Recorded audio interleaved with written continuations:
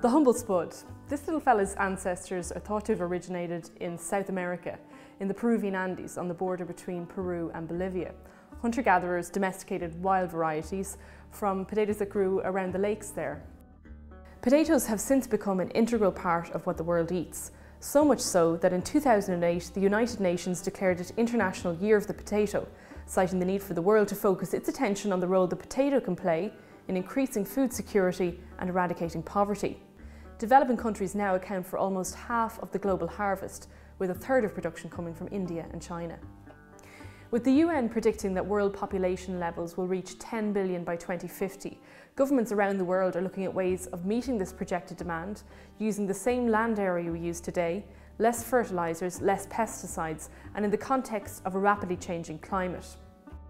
One of the solutions being put forward is that of biotechnology and GM.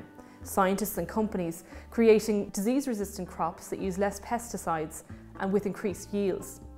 Is GM really the answer to this problem, or are there other ways of looking at this issue? For instance, the amount of food we waste. The Institute of Mechanical Engineers estimates that between 30 and 50% of the 4 billion tonnes of food produced in this world never makes it to a human stomach. So where does the humble spud come into all this? Well, our journey today begins in Oak Park in Carlow, where scientists at Teagasc have begun trialling GM potatoes in Ireland.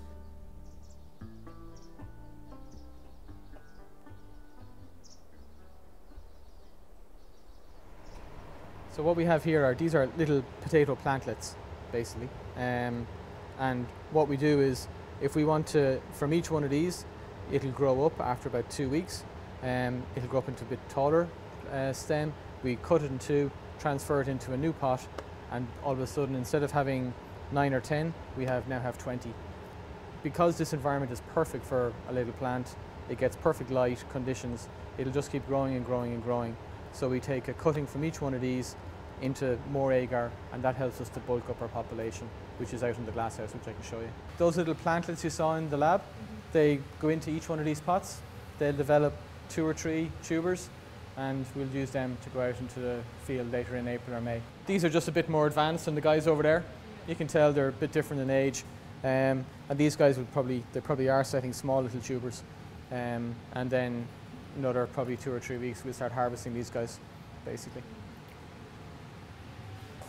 Every living organism has genes or DNA. They're tiny strings of chemicals that are the microscopic building blocks of life. Much like an instruction manual, genes decide what an organism is like, how it survives, and how it behaves in its environment. When it comes to plants, like the potato, certain genes or characteristics are more desirable and make them easier to grow. Blight-resistant varieties are particularly popular here in Ireland because our damp climate is a haven for blight. Traditionally, breeders would have crossed different varieties of potatoes, gradually developing a breed that holds the characteristics that they're looking for. What is GM then? Well, genetic modification skips the breeding part. It happens in a lab where scientists actually change or modify the gene. They take the DNA trait that they desire and implant it. In simple terms, they change the instructions in the manual. With GM, you can add in 1, 2, or 3 genes, very specific genes for certain traits. So, for example, if you had, let's just say, potato variety that was very susceptible to blight, but had very good post-harvest traits for, they're great, they're nice and fluffy, or they're perfect for making crisps and stuff like this. But if its blight was very bad, well, then you can insert a gene for blight resistance. So you still have all the traits you want, plus 1 more. And that's pretty much what's been done for the blight variety that we're studying at the moment. How big a problem is potato blight at the minute? Well, I suppose potato blight control is one of the biggest costs in potato productions. If you don't get your potato blight control right, you may not have a crop to sell. So, all of the other work could be for nothing if you don't get that, if you don't have a strategy in place to combat potato blight. Certainly, it's one of the biggest costs in the production cycle. How often, say in an average year, okay, the year gone by is probably a little bit extraordinary in terms of wet weather, but on average, how often would you spray your crops? Well, I suppose the average interval is probably 10 days in a normal season. In a season like the 2012, which we've just come through, you're probably looking at putting on chemicals every 7 days. So you are probably up to 15 passes through the crop to protect it from the blight. We are importing animal feed that does have GM ingredients in it, predominantly the soya, and that does not end up on the label. So consumers are, unsure of where we stand on the whole GM issue. But I think what we're very clear about is we don't want it to be cultivated in Ireland. What we're working with is a cisgenic potato variety. So what does that mean? The traditional understanding of transgenic is, I suppose, where you take a gene from one genus and you put it into another. So what does that mean? You take a gene from a fish and you put it into a wheat plant, or you take a gene from a daffodil and you put it into a rice plant. That for people, that is unethical, it's immoral, because it's not something that's ever going to happen naturally. That has to happen in a lab-based system, right? Cisgenics is within a genus, so you're taking a gene from a potato, wild potato, and you're putting it into a commercial potato. So potato to potato. A cisgenic rose would be taking it from a wild rose and putting it into a commercial rose. So that's more acceptable to the public, and we know that due to a Eurobarometer survey in 2010 that showed only 36% of the Irish public would accept a transgenic variety, but over 61% would accept a cisgenic variety. Within the organic sector, and this is also very true for the conventional sector, there's a very real issue once GM crops are planted that they cross-pollinate with non-GM crops, they cross-pollinate with organic crops. And while the scientists will tell you, and this trial in particular as well, when it's grown in isolation, will say it's in a controlled environment, once GM crops go out into the natural world, the genes interact with each other in a way which is not predicted in a lab. For the organic lobby, obviously GM, you can't have GM in an organic system. So they would have had several concerns about the potential for gene flow from our trial into neighbouring crops. It's important to point out that that's actually not an issue, because potato is a clonal crop. So what does that mean? It means if you can take pollen from a GM study or from a GM field and literally throw it onto an organic field or a conventional field, and it will have no impact on the tubers you harvest from that organic or conventional crop. So now we know what genes are and where GM technology is at in Ireland. But what about the bigger picture? How does GM fit into the development of agriculture around the world? Could it be part of the solution in meeting the needs of the world's increasing population? We have 2 billion people hungry and malnutrition now. Yeah? And where are they? Mostly in developing countries. Where is most of that increase that you're talking about expected to take place? The increase, where is the increase over the next number of years predicted to take place? Developing countries. So you would think that we should be able to solve the problem we have, not to mind the problem we're going to have, if the existing GM was capable of handling it. We have examples from the 70s where we focused on fertiliser and seed technology and irrigation and large-scale growing, and we had a green revolution. But in those same countries where lots of food was produced then, there's still hunger. GM, it looks as if even where it's produced by using public money, that it's going to be patented, and therefore there's going to be some kind of a licensee. And if it's, to take the extreme again, if it's straightforward commercial deal like what's done in the first world, you're not allowed to save seed and grow again. Now, these small farmers are often dependent on saving their own seed. Remember, they're not really in the commercial area. There's no road near them, for instance. So how can you expect them to depend on seed being delivered to them every year? And what happens in the year when that seed is not delivered? Can they grow their old seed? Well, no, because they've grown the GM seed last year, and so their own seed we don't have stocks of. Having GM companies owning seeds, patenting them, and also then putting in these terminator genes into them that make them unable to regenerate on a second season, meaning that the farmer in her field can't store seed from one year to the other, means reducing the power of farmers, and whereas our work is all about empowering poor people on the ground to create livelihoods that they can sustain themselves. In developing countries, they're not all on small farms. There are 1,000-acre farms beside those small farms. 1,000 acres, you know, more, a couple of thousand acres. These are big farmers with resources. Now they can probably make use of whatever developments occur in GM.